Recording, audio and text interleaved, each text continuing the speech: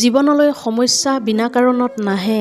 সিহঁতৰ অহাটোৱে এইটোৱে সূচায় যে আমি আমাৰ জীৱনত কিবা সলনি কৰিব হ'ল। জীৱনৰ আটাইতকৈ ভাল আৰু বেয়া কথা এইটোৱে যে এইটো সদায় নাথাকে আৰু এটা বয়সৰ পিছত সকলোৱে এইটো বুজি পায় যে দিন ভাল হওক বা বেয়া দুয়োটা এদিন পাৰ হৈ যাবই।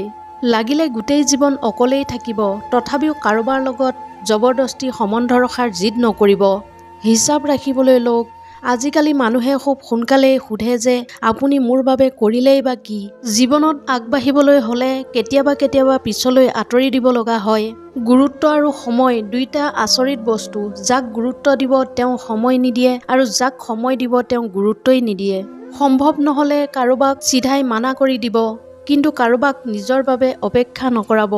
যদি কোনোবা আপোনাৰ লগত থাকিব নিবিচাৰে তেন্তে তেওঁক মুকলি কৰি দিয়ক। জোৰ কৰি ধৰি ৰখাৰ সম্পৰ্কত শান্তি কেতিয়াও পোৱা নাযায়। দুনিয়াত কিছুমান মানুহ এনে থাকে যাক আপুনি যিমানেই মান সন্মান দিয়ক তথাপিও তেওঁলোকে প্ৰবঞ্চনা দিবই, কাৰণ আপুনি মানুহৰ স্বভাৱ সলনি কৰিব নোৱাৰে। জৰুৰী নহয় যে মিঠা খোৱালেহে কাৰোবাৰ মুখ মিঠা কৰা যায়। মিঠা শব্দৰেও কাৰোবাৰ জীৱনত মিঠা মিহলাব পাৰি। জানেনে মানুহে আমাক কিয় গুৰুত্ব নিদিয়ে? কাৰণ আমি তেওঁলোকক কেতিয়াবা নহয় কেতিয়াবা এইটো অনুভৱ কৰাই দিওঁ যে তেওঁলোকে আমাৰ যেতিয়াই বিচাৰে তেতিয়াই সুবিধা ল'ব পাৰে। সেয়েহে সম্বন্ধ তেওঁৰ লগতেই ৰাখক, যিয়ে সন্মান আৰু মৰম দিয়ে। এনেই স্বাৰ্থৰ ভিৰ বহাই একো লাভ নাই। নিজৰ ভাল গুণ ইমানেই বহাওক যাতে সেইবোৰক জনাবৰ বাবে আপোনাৰ শব্দৰ জাল বনাবলগীয়া নহয়। সেয়া আপোনাৰ আচৰণেই জিলিকাব।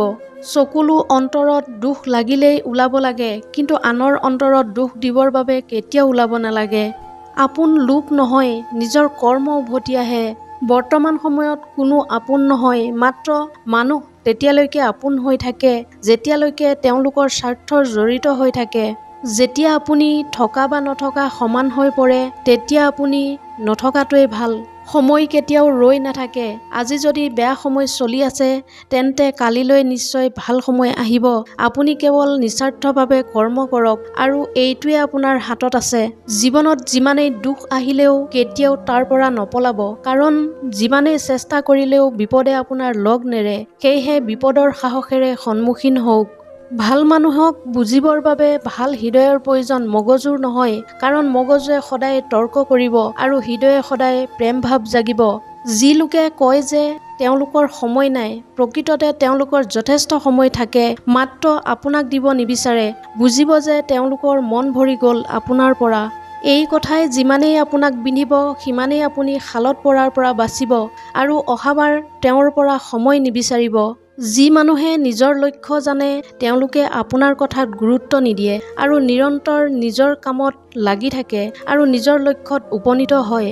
তাৰ সলনি যিসকলে আনৰ কথা শুনে তেওঁলোকে আনৰতো লোকচান কৰেই, নিজৰো লোকচান কৰি পেলায়। কাৰোবাৰ বৰ্তমান দেখি তেওঁক হাঁহিব নালাগে, কাৰণ সময় সলনি হৈ থাকে আৰু সময়ৰ লগতে কৰ্মও সলনি হৈ থাকে আৰু কৰ্মৰ পৰা ভাগ্য সলনি হৈ থাকে। সময়ত ইমানেই শক্তি থাকে যে কাৰোবাৰ ভাগ্য যিমানেই হ'লেও ওলোটাই পেলাব পাৰে।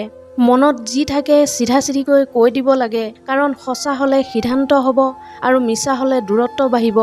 ভাল অন্তৰ আৰু ভাল স্বভাৱ দুয়োটাই প্ৰয়োজন, কাৰণ ভাল অন্তৰ থাকিলে বহুত সম্বন্ধ বাঢ়িব আৰু ভাল স্বভাৱৰ বাবে সেয়া জীৱনভৰ থাকিব। এনেধৰণৰ মটিভেশ্যনেল ভিডিঅ' পাই থাকিবলৈ মোৰ চেনেলটো ছাবস্ক্ৰাইব কৰি ৰাখিবলৈ নাপাহৰিব। পুনৰ অন্য এটা ভিডিঅ'ৰ সৈতে লগ পোৱাৰ প্ৰতিশ্ৰুতিৰে আজিৰ এই খণ্ডটোৰ পৰা বিদায় লৈছোঁ। ধন্যবাদ।